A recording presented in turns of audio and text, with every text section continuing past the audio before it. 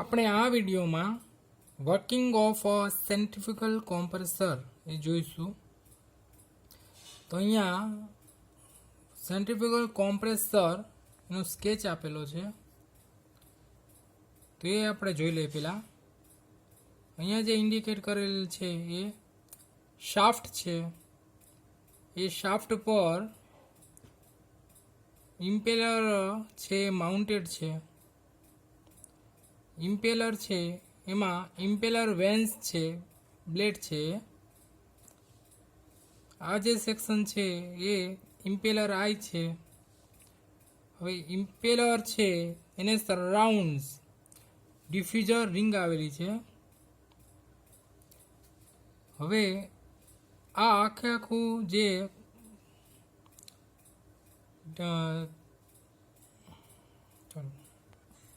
અહીં જે ડિફ્યુઝર રિંગ છે એને ફરતે વોલ્યુટ કેસિંગ છે.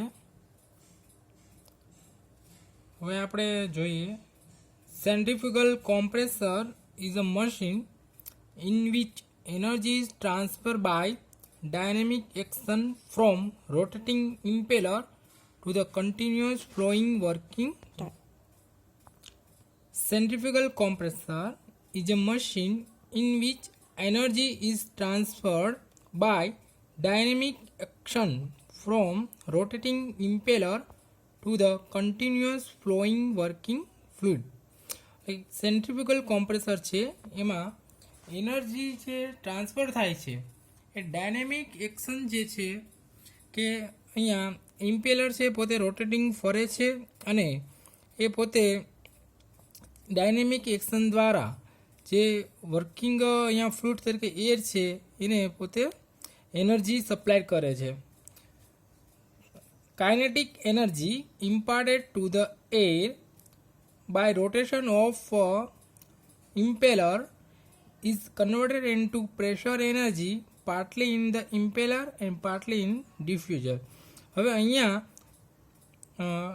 જે ઇમ્પેલર છે એના રોટેશન દ્વારા જે એર છે એને જે પણ કાઇનેટિક એનર્જી મળે છે એ કાઇનેટિક એનર્જી પ્રેશર એનર્જીના કન્વર્ટ થાય છે. અહીંયા અમુક પર્સન્ટેજ છે એ ઇમ્પેલર છે એમાં કન્વર્ટ થાય છે અને અમુક પર્સન્ટેજ છે આ ડિફ્યુઝરમાં કન્વર્ટ થાય છે. હવે આપણે એનું વર્કિંગ જોઈએ. When power is given to compressor by electric motor due to rotation of the impeller, vacuum is created at the eye of a impeller. હવે જ્યારે આપણે કોમ્પ્રેસરને ઇલેક્ટ્રિક મોટર દ્વારા પાવર આપીશું ત્યારે જ્યારે ઇલેક્ટ્રિક મોટર છે એ આ કોમ્પ્રેસરના શાફ્ટ સાથે કનેક્ટેડ છે, તો ઇલેક્ટ્રિક મોટર છે એ આ શાફ્ટ પાસે પાવર પ્રોડ્યુસ કરશે. એને લીધે ઇમ્પેલર છે એ પોતે રોટેટ થાય છે. તો એ રોટેટ થવાને લીધે અહીંયા જે આઈ સેક્શન છે ત્યાં વેક્યુમ ક્રિએટ થાય છે ઇમ્પેલરમાં. તો આને લીધે so air is sucked axially from inlet casing to eye of impeller through nozzle. હવે આવું થવાને લીધે કે અહીંયા જે આ સેક્શન છે ત્યાં વેક્યુમ ક્રિએટ થવાને લીધે બહાર છે એટમોસ્ફેરિક એર છે. એટમોસ્ફેરિક એર છે એનું પ્રેશર છે એ અહીંયા વેક્યુમ પ્રેશર છે એના કરતાં વધુ પ્રેશર છે. એટલે અહીંયા વેક્યુમ ક્રિએટ થવાને લીધે બહારની જે એટમોસ્ફેરિક એર છે એ ઇનલેટ કેસિંગ દ્વારા અહીંયા ઇમ્પેલરની આઈ પાસે નોઝલ થ્રુ પહોંચે છે. હવે અહીંયા જે નોઝલ હોય છે, અહીંયા આ સેક્શન આપણને એના જે ફ્રન્ટ વ્યૂ છે એમાં બતાવેલો છે. અહીંયા આપણે મેં સાઈડ વ્યૂ જ લીધેલો છે. તો અહીંયા જે ઇનલેટ કેસિંગ પછી આગળ જતા કન્વર્ઝન ટાઈપ નોઝલ હોય છે એમાંથી આ જે એર છે પસાર થઈ છે. તો ત્યારે જેનું પ્રેશર હોય છે એ લો હોય છે પણ વેલોસિટી હોય છે હાઈ હોય છે. Air then flows radially from impeller eye to impeller vents. હવે અહીંયા જે એર છે એ કેસિંગ થ્રુ જે આવેલી હોય એ એક્સિયલી આવેલી હોય છે. હવે એ એર છે એ રેડિયલી પોતે ઇનવાર્ડ ટુ આઉટવાર્ડ ઇમ્પેલરમાં ફ્લો થશે.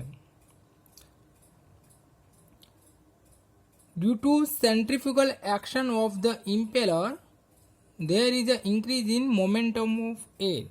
હવે અહીંયા જે ઇમ્પેલર છે એ પોતે રોટેટ થાય છે, એને લીધે જે આ એર છે એને મોમેન્ટમ મળે છે, એને લીધે એની જે વેલોસિટી છે એમાં વધારો થાય છે, ઇન્ક્રીઝ થાય છે velocity. In impeller both pressure and velocity ઇન્ક્રીઝીસ. અહીંયા જે લો પ્રેશર અને હાઈ વેલોસિટી વાળી આ જે એર છે એ અહીંયા આઈ પાસે એન્ટર થઈ હોય છે. હવે જે ઇમ્પેલર છે એ રોટેટ થવાને લીધે એની વેલોસિટી અને પ્રેશર એ બંનેમાં ઇન્ક્રીઝ થશે. અહીંયા air leaving the impeller enters the diffuser ring which consist of a fix blade. હવે જે અહીંયા એર છે હાઈ વેલોસિટી અને હાઈ પ્રેશરવાળી એ પોતે ઇમ્પેલરને છોડીને જ્યારે ડિફ્યુઝરની રિંગમાં જાય છે.